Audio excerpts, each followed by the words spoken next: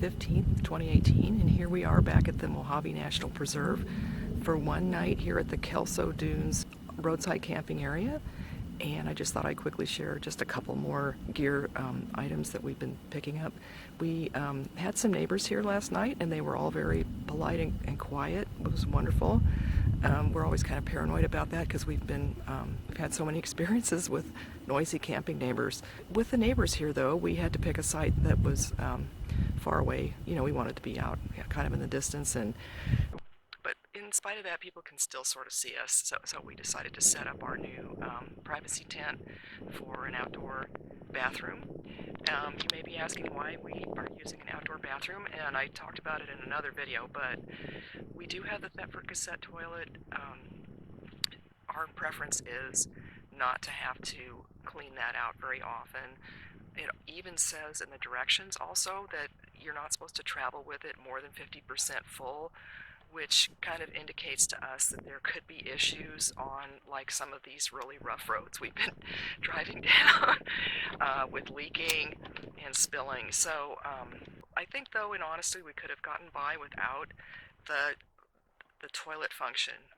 We could have been fine with just a little porta potty, really. It's great, though, for the shower. We kind of like the shower set up a little bit. We're still perfecting that.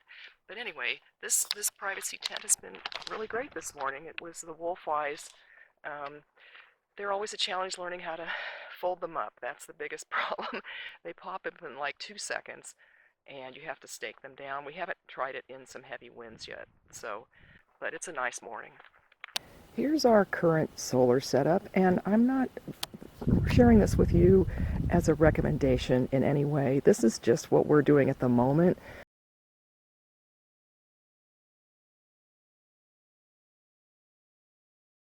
Our ultimate goal is really to get a flexible panel up on the roof of that big dormer in the front.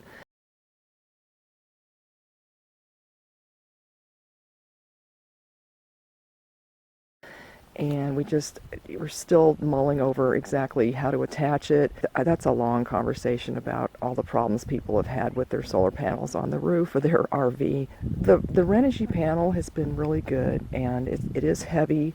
We have a special place in the car for it. This other panel is a not too expensive Amazon, flexible panel, and we just made a PVC frame for it. I'll show you some of the details. And it's just 3/4 inch. This is 3/4 inch PVC. These are 1-inch pieces. And this was a goof, so this was a mistake we made. That was just there for nothing. But that cross piece under there disconnects. It's just a force fit into that fitting right there.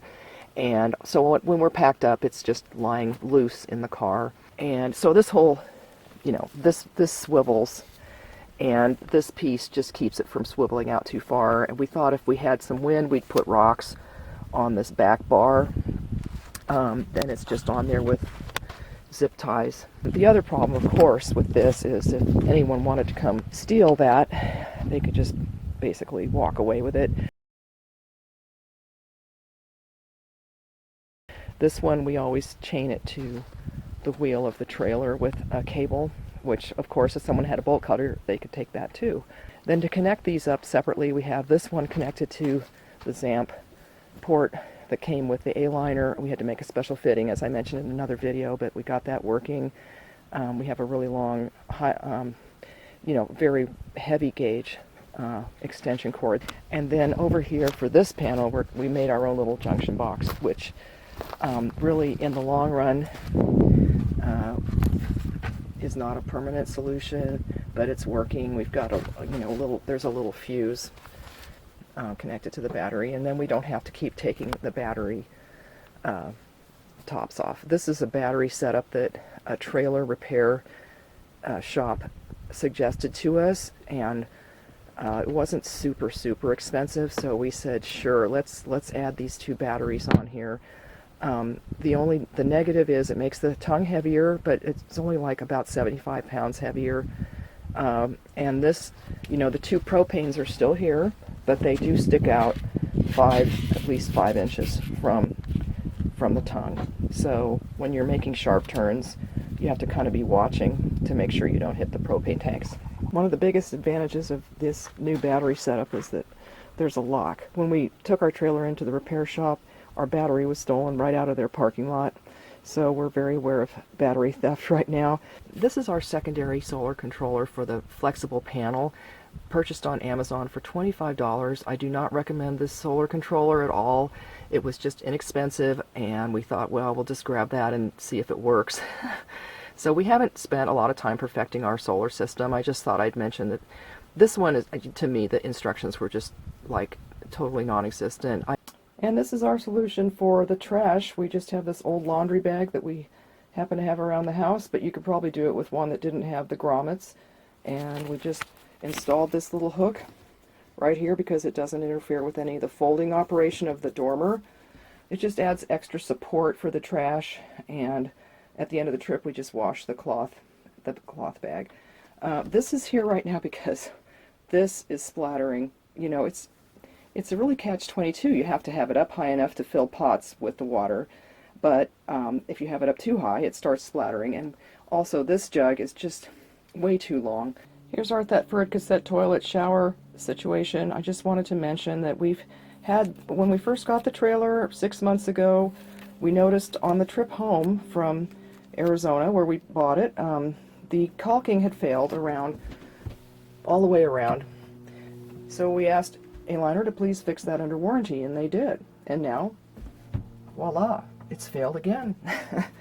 The trailer repair shop said possibly there was a disconnect between this is one plastic piece, and then the shower enclosure is a different one. Water could conceivably get down that crack and start damaging something. Here's my towel hanger solution. Glued that foam on there. I thought I'd show you our crazy, wacky shower setup right now.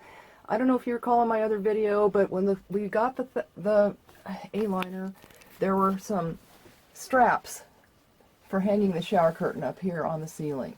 And the problem is, this is the big dormer on the LXE model, and when the front wall slides this way to close it, it was scraping on those straps, and it destroyed the rubber weather stripping at the top.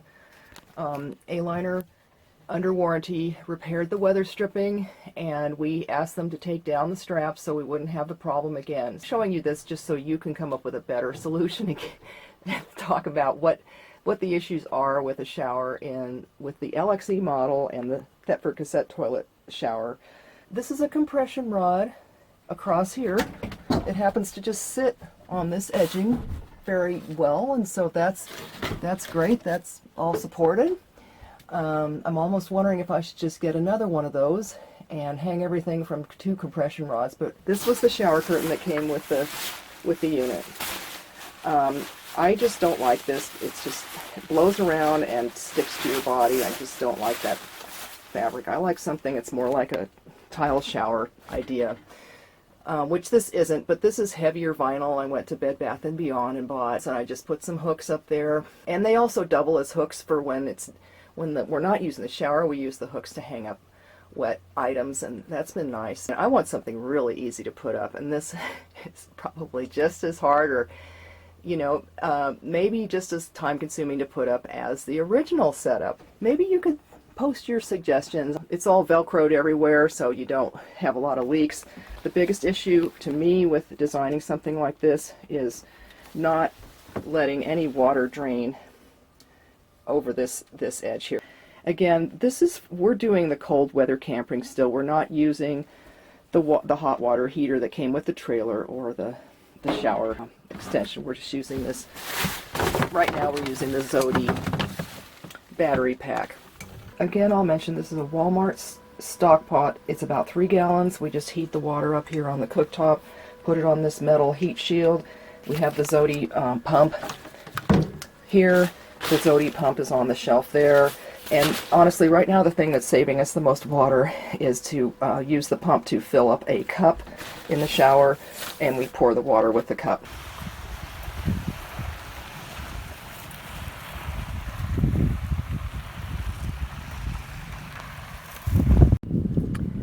Here are the new stabilizers.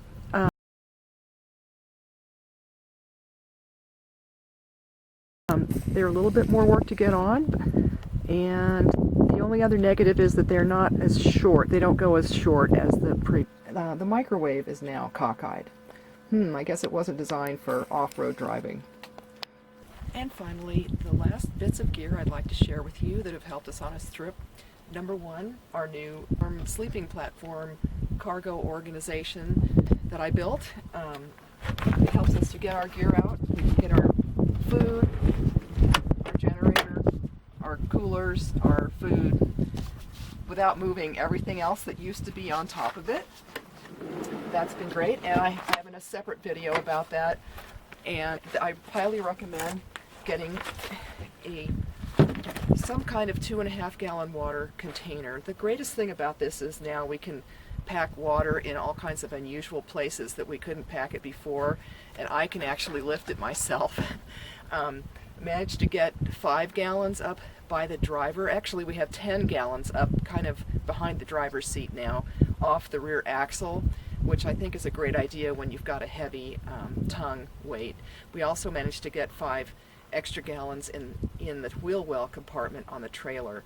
They happen to fit in there. The only thing about these, and I'll put a link in the description to these containers, they're not the most robust. If you're going on some huge overland trip through South America, these might not last. They're not the strongest, and they weren't the most expensive at the same time, but they've been good so far. There's no spout though, it's just a cap, which so far hasn't failed on us, but we're not sure how long it'll last. It's all right now, so I recommend that.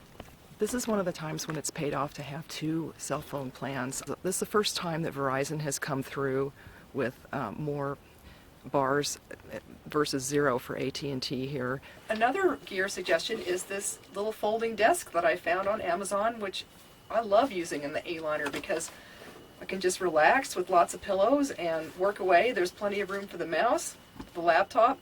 The negative is I would never put any hot drinks on this without being super careful because it's so light and easy to knock over. I thought I'd pass along a little thing we've been doing on this with the trailer that's really helped us in a pinch. There's so many times when we have to set up something complicated and we really can't remember the instructions on the sequence of starting things up. So what we do is we put the detailed instructions in a baggie, and it's really good because for us, you know, if we're tired and it's storming or dark or whatever, we just can't remember all this technical stuff about this trailer. So we have this here on the generator. We also have another one for the Thetford cassette toilet, figuring out exactly how to fill that up, and then we have another one for the Wave 3. That's been super helpful for us. Of course, everyone who owns an RV or a trailer should have a toolkit when they go on a trip, and ours is a big mess. Sorry about that, but just wanted to mention my all-time favorite repair solution is the blue painter's tape, but now I'm really getting excited about Gorilla Tape. I don't know if you've tried it yet, but this is pretty amazing. It really is pretty waterproof, and it really sticks. In a pinch, this can lock down some things, even if it's kind of wet out. And so far, I'll report that the Nitto Ridge Grappler tires we bought, which are brand new, have been just fantastic so far. We haven't had any problems with them. We aired them down to 35 yesterday because we were going to be on off-roading all day. And for years, we've just had really cheap tire inflator gauges. But this one, I don't know how I found out about this. This is really a huge improvement. It's fast, accurate, easy to reset. It's made by Slime. So far that's been a real big help. And then the last item are these cozy phones. Those help me get through the night without listening to all the little wild animal noises outside and wondering what they are. So I recommend these. They're flat speakers. You can lie on them and they don't hurt your ears.